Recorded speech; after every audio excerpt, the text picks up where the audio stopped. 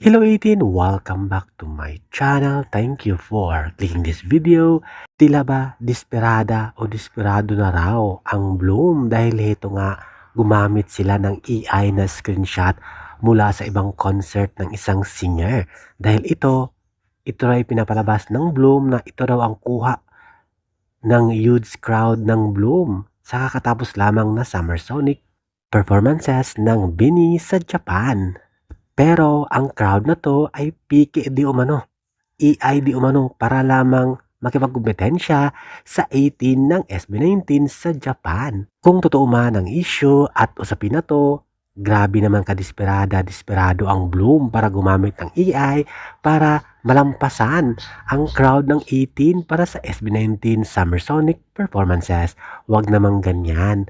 Walang kompetensyahan, walang karerahan. Stop comparing, stop comparison. Ang mahalaga, dalawang singers na Filipino ang nakapag-perform sa Japan Summer Sonic. Malaking bagay na yon at maging proud tayo bilang P-pop fans.